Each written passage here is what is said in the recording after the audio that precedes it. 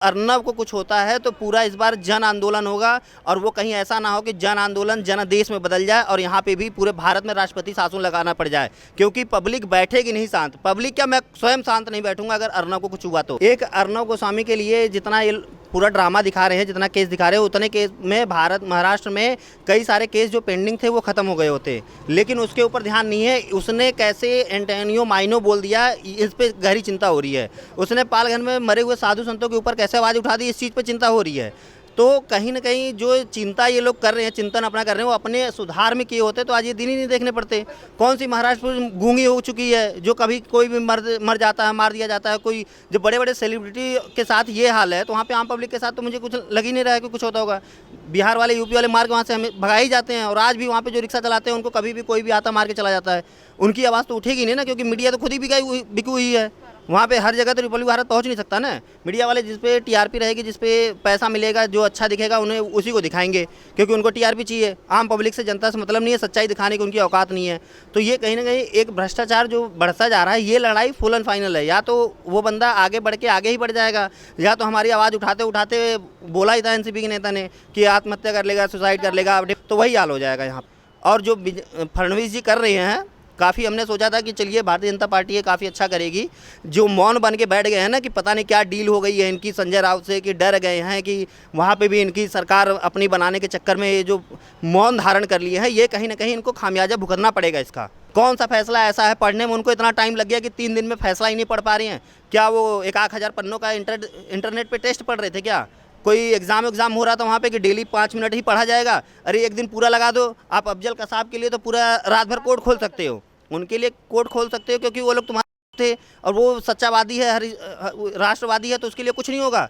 उसके लिए भी राष्ट्र एक दिन पूरा 24 घंटा कोर्ट खोल के फैसला सुना दो, क्या करना है क्या नहीं करना है। जो लोग डेली आंदोलन कर रहे हैं, जो उसमें खर्चा नहीं हो रहा पुलिस प्रशासन का, मेहनत नहीं लग रही है, उसको खत्म करना चाहिए ना। या तो आप डायरेक्ट बता ही दो, अंत बता दो कि 14 दिन रहना है, 20 दिन रहना है, नहीं होगा फैसला, यही जो पुलिस ने तय किया वही होगा। पुलिस वहाँ की सबसे बड़ी गुंडा है, पुलिस वहाँ पर सबसे बड़ी गुंडा है, ये बता दो, आप कानून में लिख दो, तो वो हम भी मान ले भाई, आज कर रहे हो, कल कर रहे हो, परसों कर रहे हो, तो इस चीज़ को बदलो। और सबसे बड़ी बात कि कानून में बदलाव जरूरी है। तो ये उद्धव शिवसेना जो है, ये शिवसेना सोनिया की सेना जो बन चुकी है, इसको कहीं ना कहीं अगर अपने अंदर सुधार नहीं लाना है, तो आज इसके लाखों कार्यकर्ता इसको छोड़ चुके हैं, कल को करोड़ों में होगी संख्या, तो ये अपने आप ही नस्तनाबूद हो जाएंगे। और अर्नब के लिए डेली जो सुनवाई टल रही है, लोग कहते हैं ना कि जज है, कोर्ट में फैसला गया है, कोर्ट में ये गया है, कोर्ट में क्या है? जो सीधे आम गोली मारते हुए दिख रहा है उसको भी 14 दिन का न्यायिक हिरासत है, और जो कुछ नहीं किया है, जो केस बंद हो चुका है, उसको रीओपन करा के जबरदस्ती उसके ऊपर मत्थे पे ठोका गया है, वो भी 14 दिन की न्यायिक हिरासत में। तो हमारे संविधान को बदलने की जरूरत है। कहीं ना कहीं ये जो काला संविधान लिखा हुआ है ना, इसमें थोड़ा संशोधन करने की जरूरत है। अब समय आ गया, उस समय 1947 में क्या हो रहा था उससे हमें मतलब नहीं है, उस समय कुछ भी हो, लेकिन हम आज की दुनिया में जी रहे हैं। तो आज की दुनिया के हिसाब से आप संविधान बनाइए, आज की दुनिया के हिसाब से कानून बनाइए।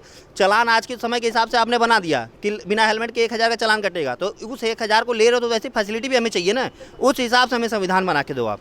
सर, जिस तरीके से 2 साल पुराना केस निकालकर महाराष्ट्र सरकार ने और मुंबई पुलिस ने जो करतूत की है, जिस तरीके की हरकत उन्होंने अर्नब गोस्वामी के साथ की है, तो लोग जो सड़कों पर निकले हुए हैं और प्रोटेस्ट कर रहे हैं अर्नब गोस्वामी के लिए, उनकी तरफ से ये कहना है कि अगर पुराने केस ढूंढ रहे हो तो तमाम ऐसे केस हैं जिन पर कार्रवाई करनी चाहिए मुंबई पुलिस को। देखिए, अर्नब के जो 2018 का केस निकला है, तो 2018 तक वहाँ की सरकार जा सकती है, केंद्र सरकार उसमें हस्तक्षेप नहीं कर रही है कि 2018 में आप जा सकते हो।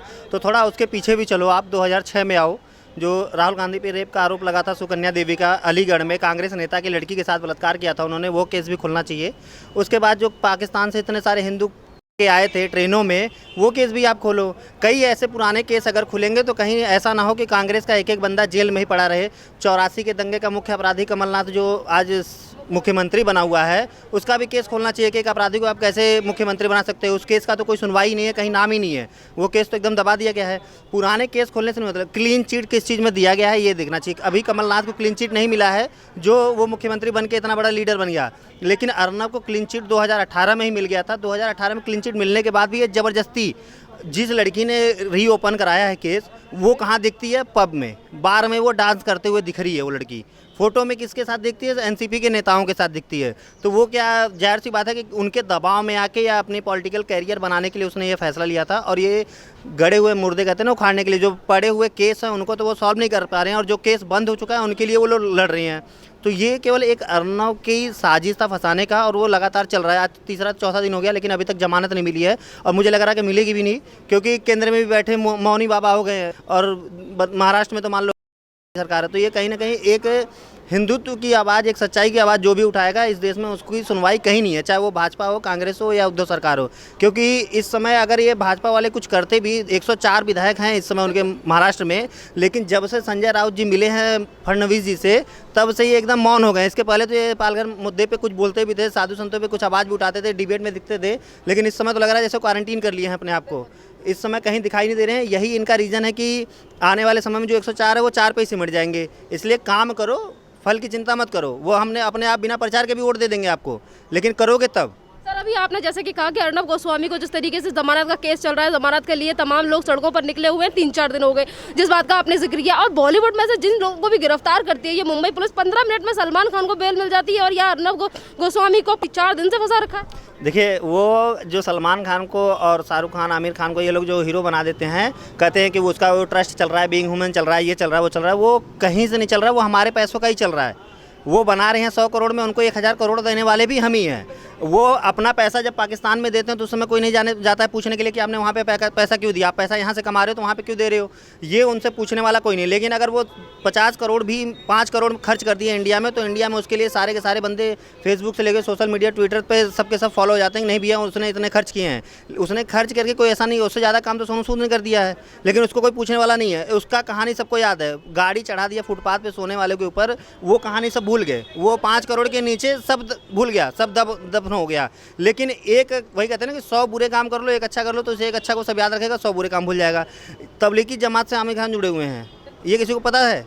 किसी को भी नहीं मालूम है कि वो बंदा इस चीज़ से जुड़ा हुआ है, इस संस्था से जुड़ा हुआ है, तभी आज तक इसका कभी विरोध नहीं किया। क्यों नहीं करते ये लोग इसका विरोध? एक अर्नव गोस्वामी के लिए जितना ये पूरा ड्रामा दिखा रहे हैं, जितना केस दिखा रहे हैं, उतने केस में महाराष्ट्र में कई सारे केस जो पेंडिंग थे वो ख़त्म हो गए होते, लेकिन उसके ऊपर ध्यान नहीं है। उसने कैसे एंटोनियो माइनो बोल दिया, इस पर गहरी चिंता हो रही है। उसने पालघर में मरे हुए साधु संतों के ऊपर कैसे आवाज़ उठा दी, इस चीज़ पर चिंता हो रही है। तो कहीं ना कहीं जो चिंता ये लोग कर रहे हैं, चिंतन अपना कर रहे हैं, वो अपने सुधार में किए होते तो आज ये दिन ही नहीं देखने पड़ते। कौन सी महाराष्ट्र गूंगी हो चुकी है, जो कभी कोई भी मर जाता है, मार दिया जाता है कोई, जो बड़े बड़े सेलिब्रिटी के साथ ये हाल है, तो वहाँ पे आम पब्लिक के साथ तो मुझे कुछ लग ही नहीं रहा है कि कुछ होता होगा। बिहार वाले, यूपी वाले मार के वहाँ से हमें भगा ही जाते हैं, और आज भी वहाँ पे जो रिक्शा चलाते हैं उनको कभी भी कोई भी आता मार के चला जाता है।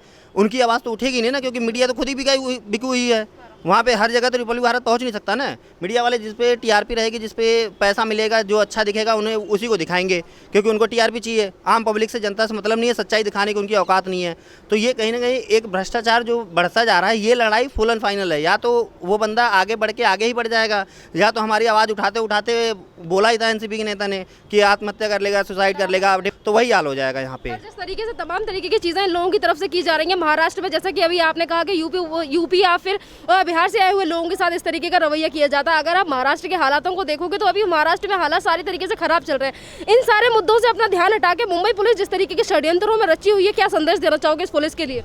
वहाँ पे अगर कहीं रोड पे उसके अर्नब के समर्थन में अगर पब्लिक खड़ी हो जा रही है, तो उन लोगों को कहने का मतलब है कि कोरोना चल रहा है, यहाँ पे धारा 144 लग जाती है। मुझे ये नहीं समझ में आता कौन सी धारा 144 जो साला केवल 10 मीटर में लगता है।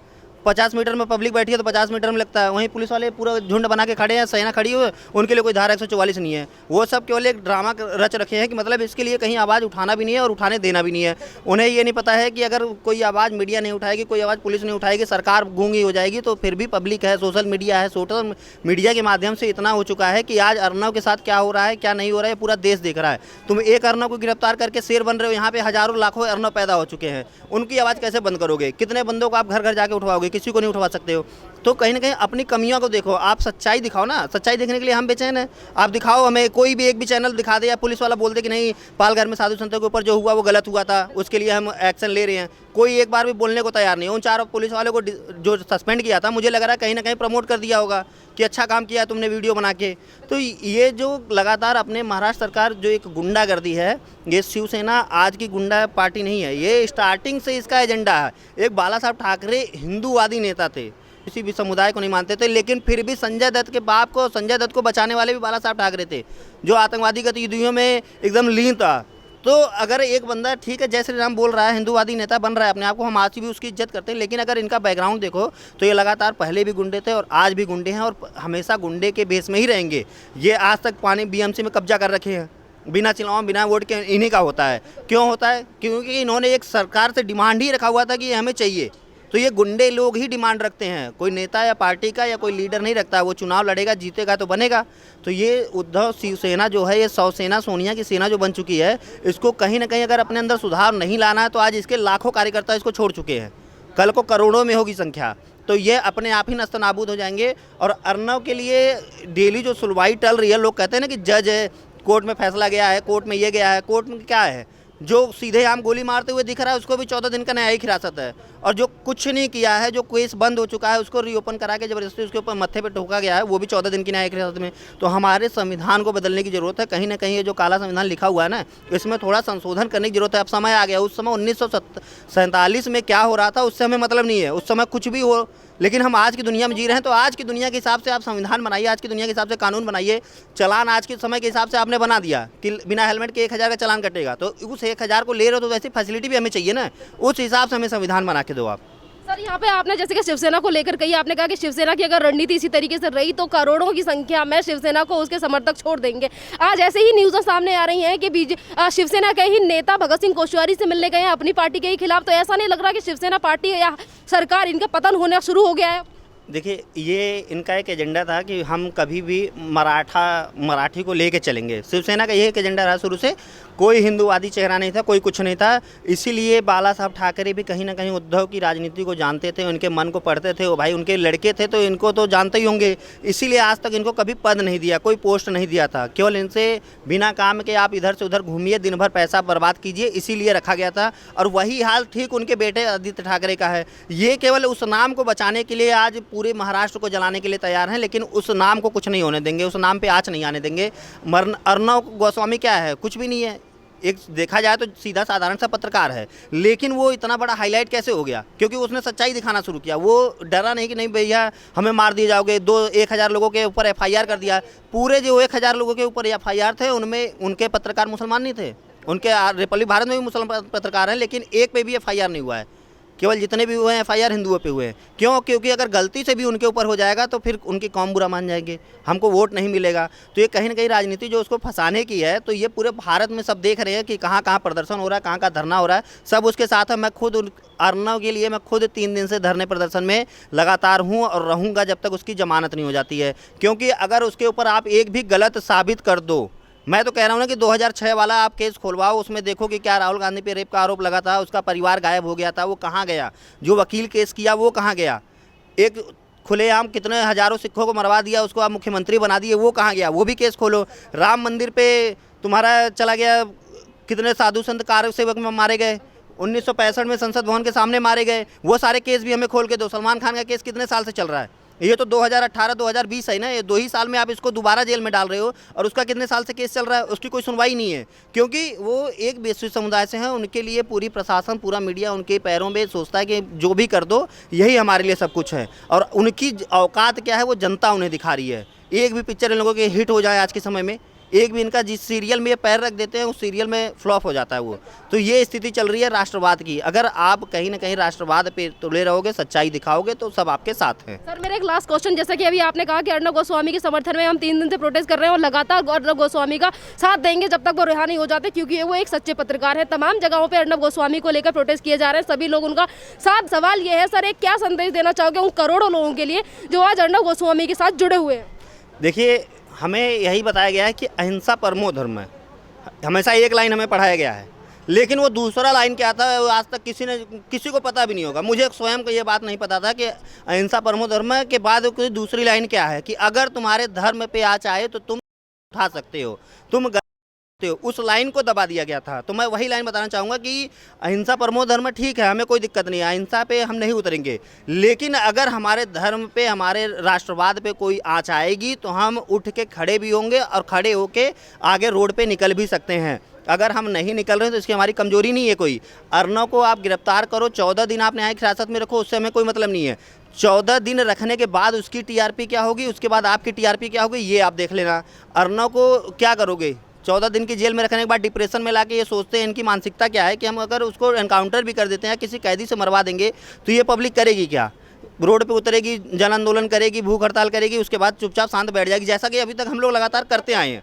इसके अलावा हमने अभी तो कुछ किया भी नहीं है। लेकिन एक चीज़ याद रखना कि अगर उसको, अर्नव को कुछ होता है तो पूरा इस बार जन आंदोलन होगा, और वो कहीं ऐसा ना हो कि जन आंदोलन जनादेश में बदल जाए और यहाँ पे भी पूरे भारत में राष्ट्रपति शासन लगाना पड़ जाए, क्योंकि पब्लिक बैठेगी नहीं शांत। पब्लिक क्या, मैं स्वयं शांत नहीं बैठूंगा अगर अर्नव को कुछ हुआ तो।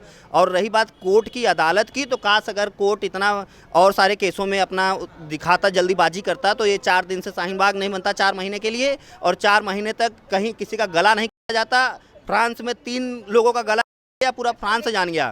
फ्रांस का विपक्ष कहता है कि नहीं, आप ये भी जितने हैं वहाँ पे वो बंद करो, विपक्ष वहाँ पे कहता है कि बंद करो, और यहाँ पे विपक्ष कहता है कि पाकिस्तान से बंदे ले आओ। तो ये जो विपक्ष है इसको बदलने की जरूरत है, और अर्नव के साथ हम हैं, वो अकेला नहीं है। आज 1000 अर्नव पैदा हो चुके हैं पूरे देश में।